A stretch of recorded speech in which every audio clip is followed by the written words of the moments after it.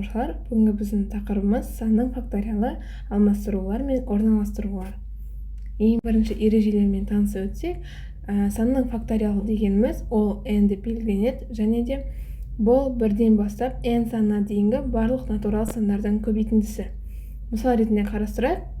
5 факториал ол 5 көбейтілген 4 көбейтілген 3 көбейтілген 2 көбейтілген 1. Яғни бұл 120-ға тең. 5-тің факториалы 120-ға тең.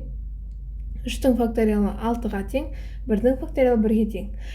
Бізде қарастыратын ерекше жағдай бар, ол 0-дің факториалы, ол әрқашан бізде 1-ге тең. Бұл математикалық түрде анықталған ереже болып танылады. Келесі өтетін тақырыбымыз алмастырулар мен орналастырулар. Алмастыру дегеніміз белгілеген n элементтен тұратын жиынның барлық элементтерін ретіне ескере отырып, орналастырулар санын айтамыз. Бұнда бізде формула Pn тең болады n факториал. Мысалы қарастырайық, 3 элементтен тұратын ABC жиын үшін алмастырулар. Мына жерде біз яғни ABC, BAC, CAB, ACB, BCA, CBA екендігін білеміз. Яғни барлығы 3 факториал. 3 факториалды тапсақ, 3 көбейтілген 2 көбейтілген 1 тең болады 6. Біз неге бұны факториалмен есептейміз? Өйткені бізде 3 элементтерінде көп элементтер беруі мүмкін. Біз олардың әрқайсысын жазып отыра алмаймыз. Оларды жеке-жеке көбейткен бізге ыңғайлы болады.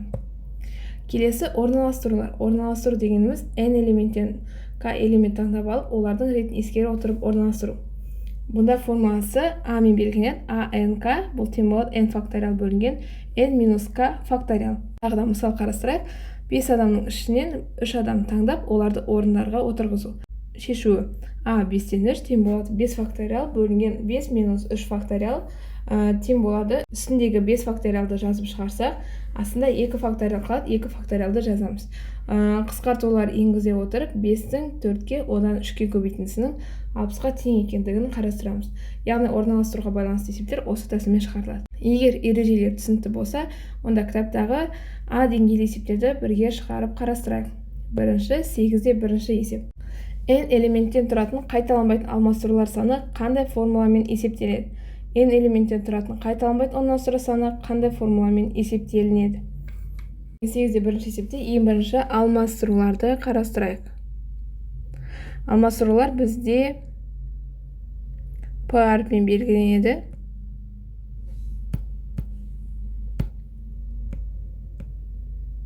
P әріпімен белгіленеді. n факториал. Қайталанбайтын бұл бізде. Келесі бізде берілген ол орналастырулар. Орналастырулар ол бізде a әріпімен белгіленеді. a n-нан k.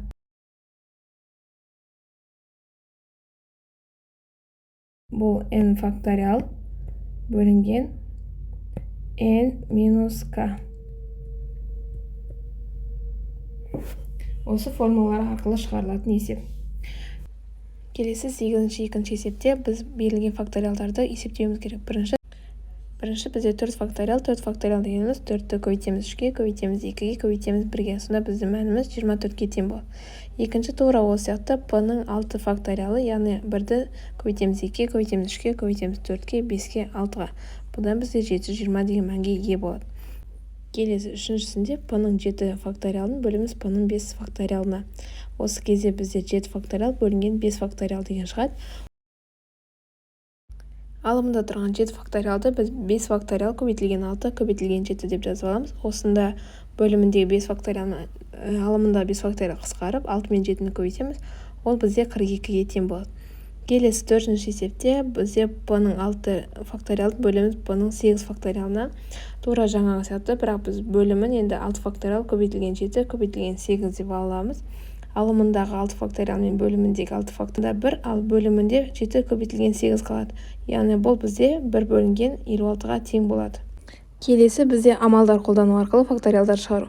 P-ның 8 факториалын, P-ның 7 факториалының қатынасын қосамыз. P-ның 5 факториалы, P-ның 6 факториалына. Бұдан тең болады 8 факториалдың 7 факториалы қатынасы. Бұл қосылған 5 факториалдың 6 факториалға қатынасын береді. Бұл жерден біз 8 факториал 7 факториал көбейтілген 8 бөлінген 7 факториал деп жазаламыз. Қосылған 5 факториал бөлінген бөліміндегі 6 факториалды 5 факториал көбейтілген 6 факториал деп жазаламыз. Жалғастырып есептейтін болсақ, 8-ге қосамыз 6-тан 1-ді. Бұл бізде 8,6-тан 1-ге тең болады.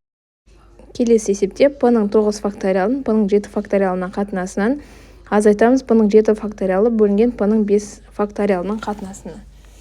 Осы жерде 9 факториалдың 7 факториалға қатынасын азайтамыз 7 факториал бөлінген 5 факториалды. Бұдан 9 факториалды біз 7 факториал көбейтілген 8 көбейтілген 9 бөлінген 7 факториал минус 5 факториал көбейтілген 6 көбейтілген 7 бөлінген 5 факториал дейміз.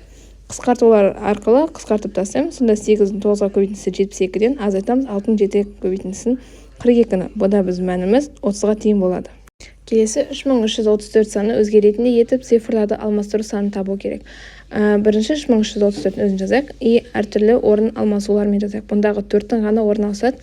Сонда бізде 4 комбинация пайда болады. 3334 өзі берілгендіктен біз оны алмаймыз. Сонда қарастыратын 3 қана жауабымыз болады екен. 3 алмастыру саны бар. Келесі 3334 саны өзгермейтіндей етіп цифрларды алмастырудың саны. Яғни бұнда n тең болады 4-ке, k тең 1-ге болады. А n-нан k бұл 4 факториал бөлінген 1 факториалға тең болады. Бұл жерде 4-тен 1-ді азайтқан кезде 3 факториал болады. Сонда қысқартулар жүргізген кезде 4 қана қалады. Келесі комбинаторика сөзі өзгермейтін етіп әріптерді алмастыру саны табу керек. К деген әріп 2 рет, О деген әріп 2 рет, И деген әріп 2 рет, А деген әріп бізде 2 рет кездеседі. Қалған әріптердің барлығы бір-бірден, яғни біз бұны 4 әріптерді ғана алмастыра аламыз. Яғни алмастыру саны 4-ге тең. Бір цифр 2 рет қайталанбайтындай 6, 7, 8, 9 цифрларынан құрастырылатын 4 таңбалы сандар табу керек. Яғни қайталанбайтын болса, біз факториал арқылы шығарамыз. 4 факториал бұл бізде 24-ке тең болады. Келесі үшбұрыш, дөңгелек және квадраттың түстері әртүрлі болатындай етіп, көк, қызыл және сары түстермен бояудың тәсілін табу керек. Яғни бізде 3 фигура болғандықтан, 3 цвет болғандықтан 3 факториал есептейміз. 1 көбейтілген 2 көбейтілген 3 6-ға тең болады. Келесі жарысқа қатысушы 7 ойыншыға 7 орынды үлестірудің қанша тәсілі бар? Яғни бұл дегеніміз 7 факториал 5040-қа тең болатын мән. Келесі есепті шығару үшін бірінші формуласын жазып алайық. ANK бұл n факториал бөлінген n минус k-ның факториалына тең. Енді a-ның 7-ге факториалын табу үшін 7 факториалды бөлеміз 7 минус 4 факториалға. Бұл бізде 3 факториал, үстінде 3 факториал көбейтілген 4 көбейтілген 5 көбейтілген 6, 7 деп жазып аламыз. 3 факториалдар қысқарады, сонда 4-дің 5-ке, 6-ның 7-ге көбейтінділері 840-ты береді. Келесі А 5-тен 4-дің факториалын табу керек. Бұл 5 факториал бөлінген 5 минус 4 факториал. Сонда бұл 5 факториал бөлінген 1 факториал болады. Осы жерден 5 факториал дегеніміз 1-ден 5-ке. Сонда өрнегіміздің мәні 120-ға тең болады. Егер бүгінгі видео сабағымыз сендерге түсінікті болса, арнамызға жазылып, келесі видеоларды да үзбей қарап отырыңдар.